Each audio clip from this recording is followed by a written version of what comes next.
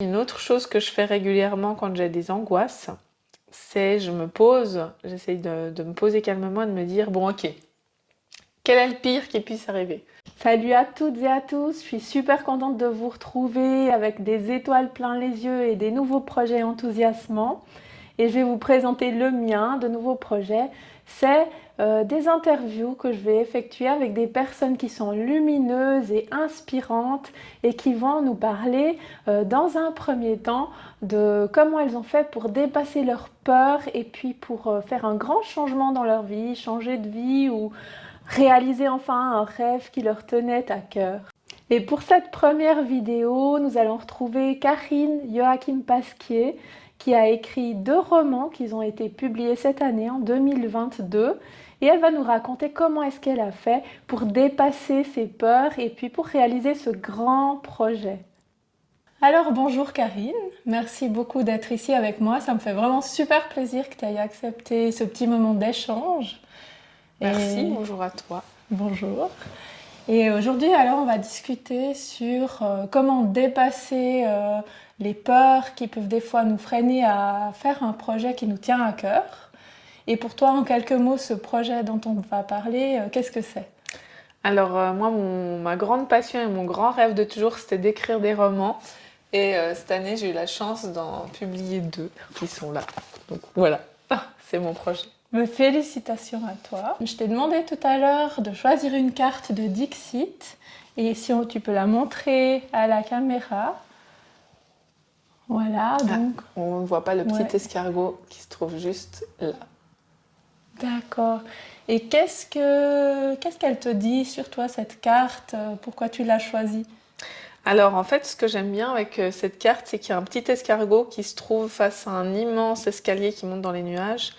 Et en fait, moi, j'ai toujours pensé, avant d'écrire le roman, que ceux qui écrivaient des livres, ils étaient genre transpercés par l'inspiration et que ça venait tout seul.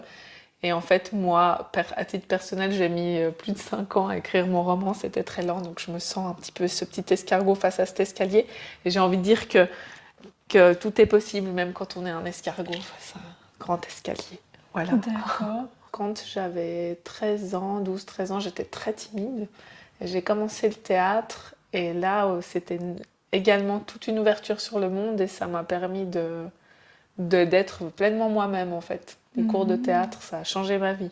Il y a à peu près 5-6 ans, une de mes collègues et très très bonnes amies a écrit un livre. Et elle a été incroyable, elle a écrit un livre en 3 mois et ça m'a complètement scotché et ça m'a fait le déclic et je me suis dit mais vraiment c'est mon rêve et elle m'impressionne et du coup en fait je l'ai un peu prise comme modèle et j'ai commencé à écrire.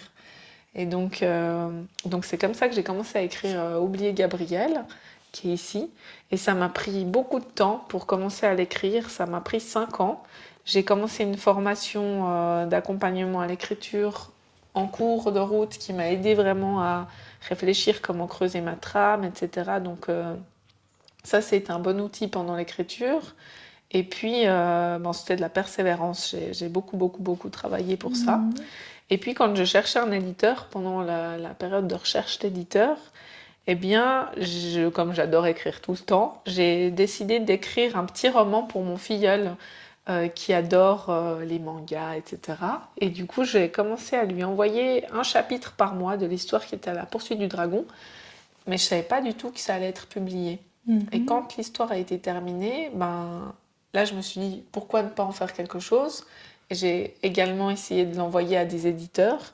Et la chose incroyable, c'est que j'ai reçu une réponse pour À la poursuite du dragon 9 jours après son envoi. J'avais toujours pas de réponse pour Oublier Gabriel.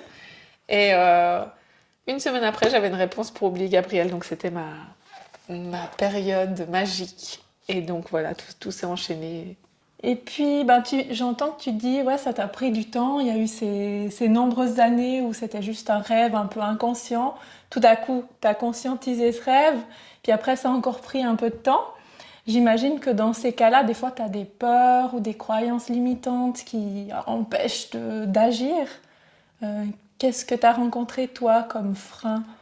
Alors déjà, je trouve qu'il y a un statut, quand on dit on a écrit un livre, on est écrivain, il y a un statut très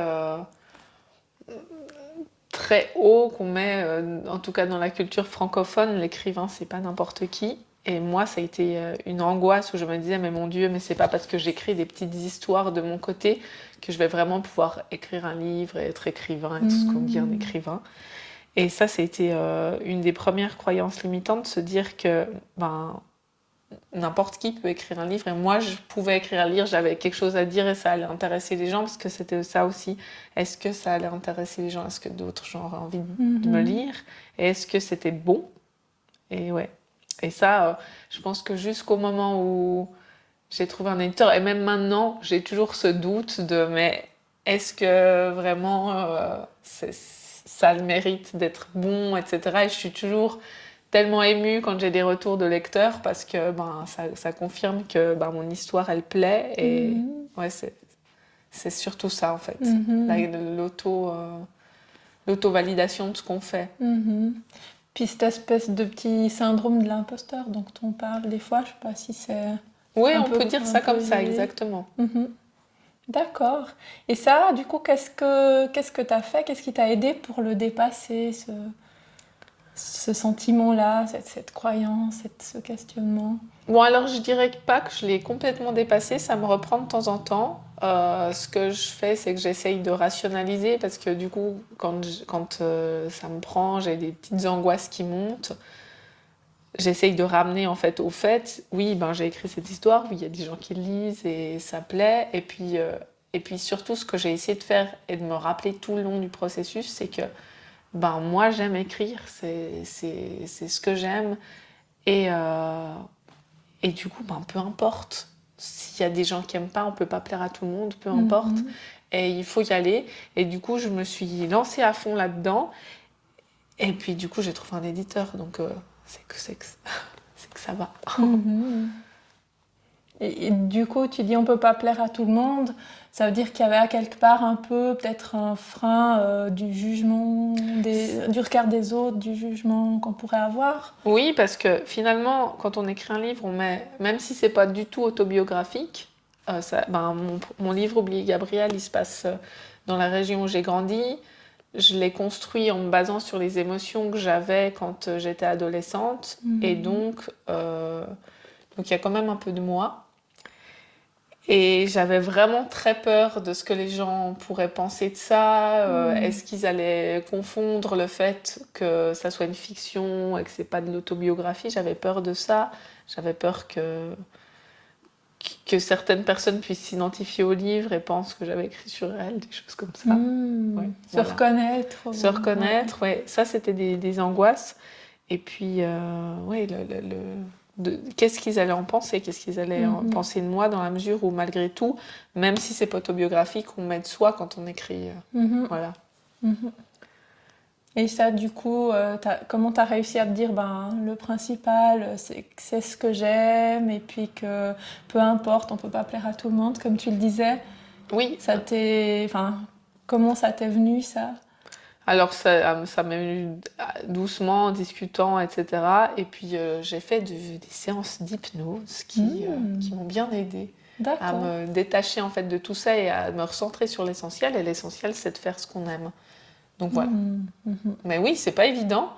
Et c'est pas évident de faire quelque chose de se mettre entre guillemets à nu devant d'autres gens, d'être créatif, de faire quelque chose qui vient vraiment de nous-mêmes, c'est pas facile.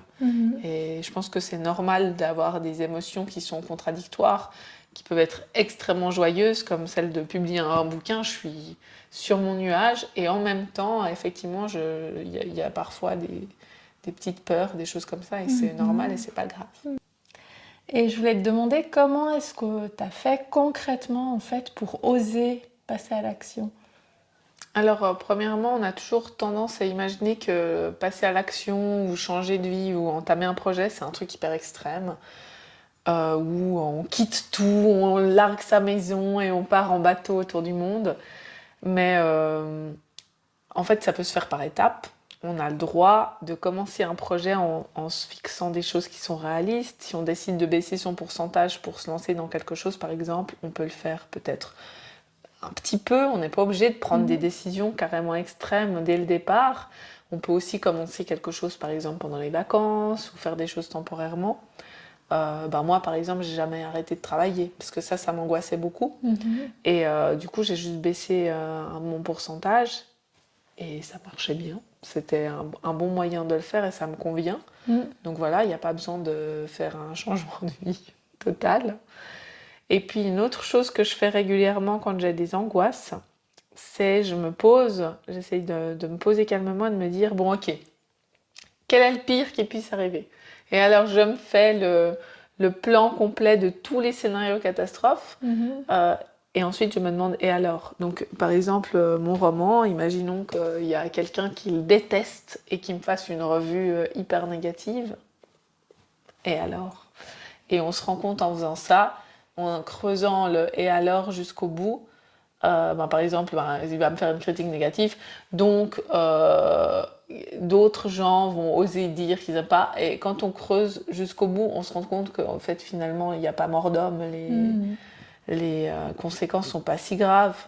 Et en fait, moi, rien que d'avoir pu poser les mots sur le pire scénario et d'avoir pas l'impression que c'est sous contrôle, mais l'impression que j'y ai déjà pensé, ça me rassure beaucoup. Parce que finalement, si ça arrive, ok, j'y avais déjà pensé, je sais que c'était un risque et que ça pouvait arriver. Voilà.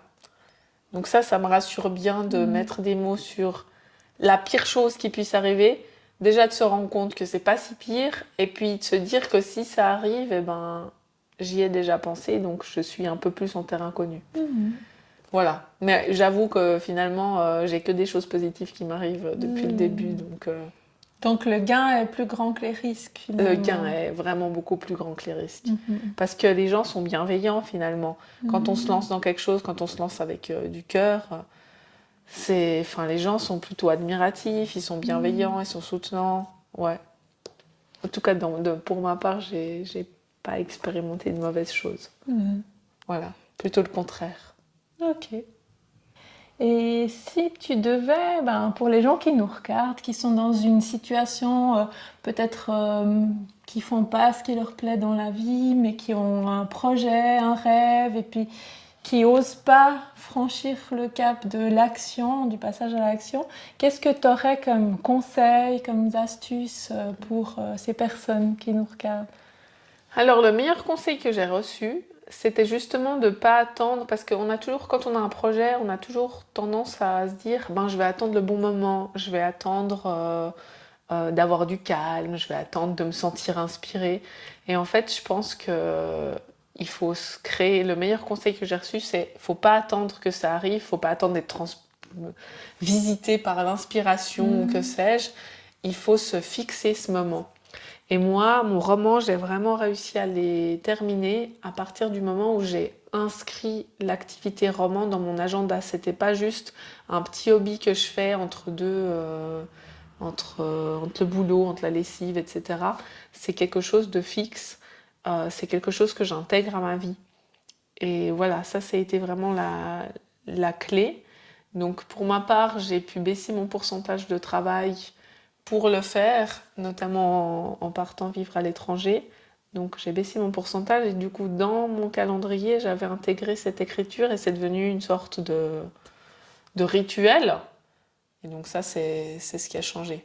Et du coup si je dois donner un conseil, c'est si vous avez un rêve, faut pas attendre que les choses se fassent toutes seules, c'est vous qui allez pouvoir le réaliser et donc il faut que vous lui laissiez de la place à ce rêve.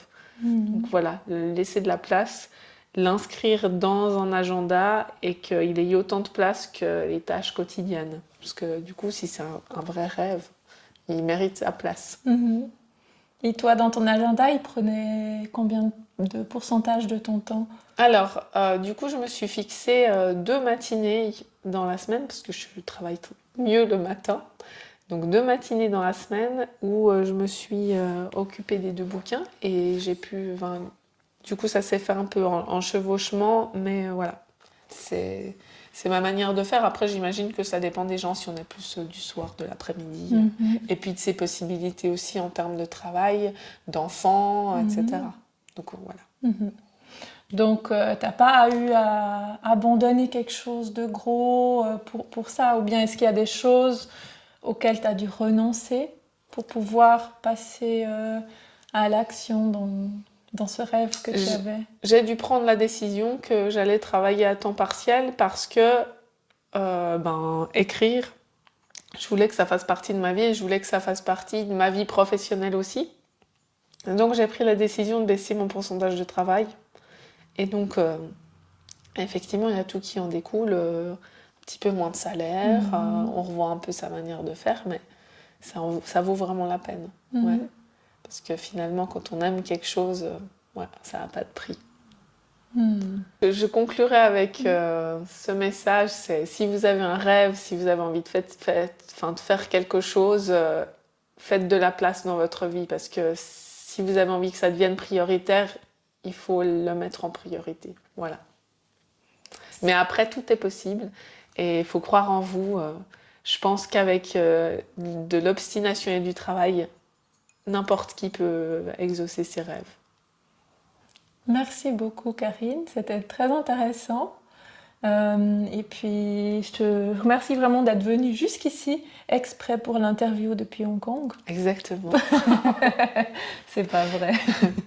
Mais c'était vraiment chouette. Merci. Merci. Et à tout bientôt. À bientôt.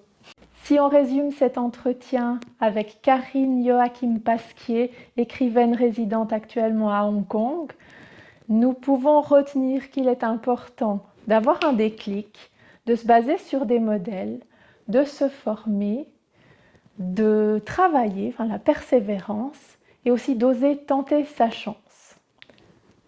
Ce qui nous empêche souvent d'avancer, ce sont nos freins, nos croyances limitantes, nos peurs. Et dans le cas de Karine, on a vu qu'il y avait le syndrome de l'imposteur, le fait de pas sûr d'être capable d'être à la bonne place. Et elle nous proposait de nous recentrer sur des faits concrets pour se dire, oui, les gens aiment ce que je fais, donc ça c'est un fait concret, j'en suis capable. Ce qu'il y avait comme autre croyance limitante, c'était la peur du jugement et du regard des autres.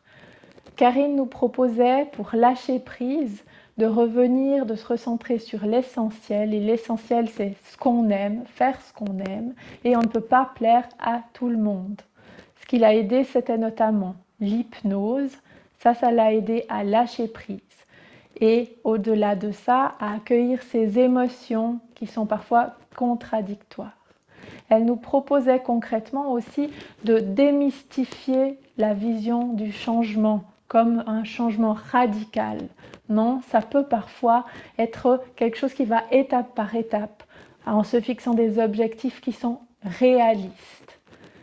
Elle nous proposait d'aménager notre temps de travail et surtout de ne pas attendre le bon moment qui n'existe pas, mais de le créer en notant, en réservant des plages sur son agenda pour ce grand projet.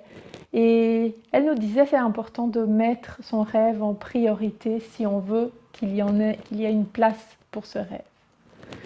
Comme petite astuce, elle nous proposait de se demander quel est le pire qui pourrait arriver, de faire le scénario catastrophe et au final de dire « et alors, est-ce que c'est si grave que ça ?»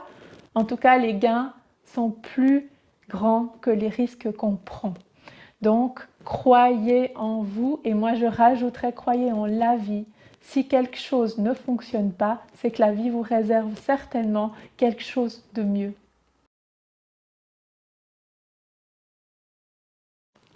Ne manquez pas notre prochaine interview, abonnez-vous et sous cette vidéo vous trouverez les liens, entre autres les liens qui concernent les livres de Karine, mais aussi plein d'autres liens pour approfondir le sujet. À bientôt!